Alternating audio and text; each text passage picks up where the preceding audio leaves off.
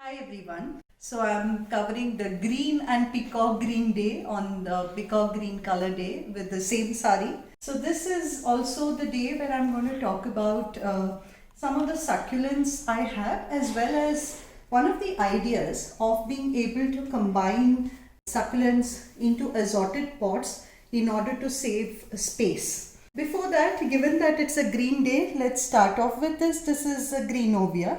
Okay, it's a lovely little succulent which looks like a rose, right? So this is a greenovia for you. So, the rest of them, this is Pilea. I have done a separate video on this. This is the friendship plant, as it's also called the Pilea peperomioides, and this is a variety of Pilea as well.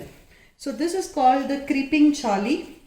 This is a pilea that can really grow. I just had a very small stem and see how it's taken over almost 1/4 of the pot.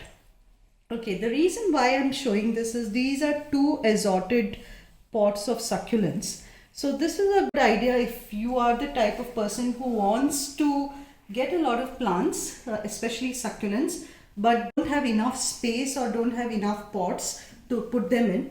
It's a good idea to grow them as an assortment like this. So what you can do is you can mix and match, like the way I have done. I have mixed the purslane. This is a variegated purslane. I have mixed the pilea in here. There are different types of echeverias. There's a crassula in here. Okay, so different kinds of succulents that I have mixed in this pot. I can show you here as well. So I have some purslane here. I have the campfire here. Again, a Fossaria. This is called tiger's jaws. This, as you know, is a Fulcata. This is called the airplane plant. Then I have the Agavoides. It's called the lipstick plant, lipstick Agavoides. Then I have the black prince here as well, and elegance. So a whole bunch of succulents, some Haworthias thrown in as well. This is a variegated version of it, etc. So it's all about mixing and matching different elements so that it grows into the pot.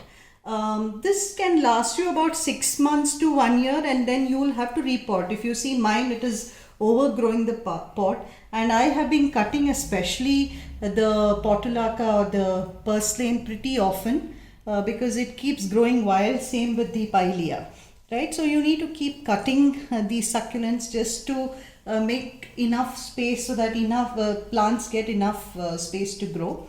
Now the advantages of growing something like this is that you are less likely to overwater your pot when you grow them like this, and especially if you are, say, growing purslanes and pileas and your succulents together, even if you do water them, the ones that need more water tend to take in a little additional water so that there is a good mix, so you won't drown the succulents in water.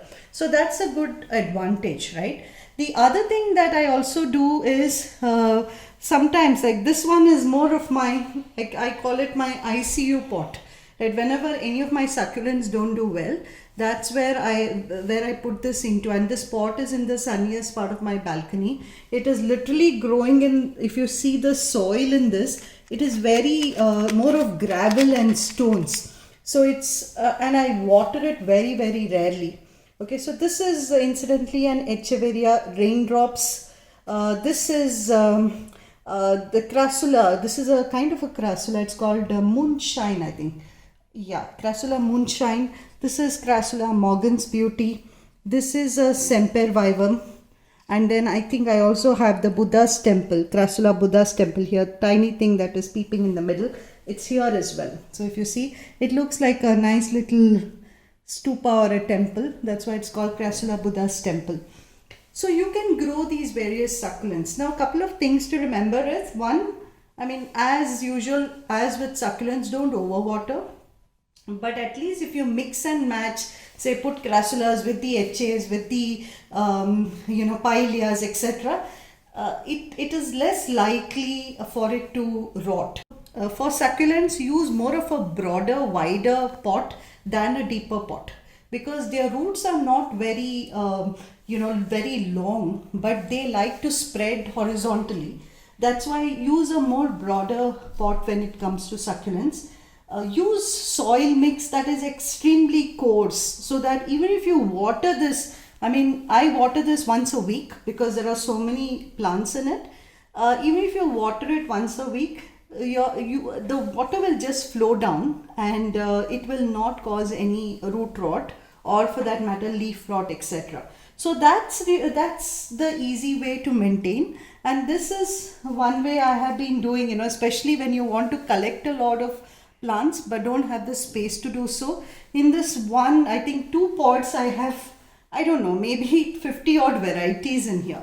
So that's the advantage. So in this small little space, you're able to grow a lot more varieties. Of course, you will have to repot these. You can always, like for instance, this Agavoides now is outgrowing the pot. I can always remove it and put it in a pot of its own. Same thing with this. Same thing with this. Right? If I think that the Pilea is overtaking this pot, I can always remove it and give it its own pot. But this is a great way to grow a whole bunch of succulent, and it looks nice as well. And the other advantage is, if you want to give somebody a gift, this is a wonderful way to provide somebody, pot of assorted succulents as gifts. So I hope you like the idea, and I hope you will build something like this for yourself. This is a great project with your entire family, especially with your kids now for the Dussehra holidays. Just catch hold of a few succulents. It doesn't have to be very expensive. You can even prepare one. I have one assorted pot that I have prepared only with the leaves that I have collected of different succulents as well. It took me over 3 years to make it a full pot, but now it has become a full pot of succulents. So you can do all of these projects. Succulents are very versatile, and as long as you don't overwater them, they are the best plants, and they can bring so much of joy. So I hope you like it, and I hope you will try it too. Thanks so much for watching. Bye.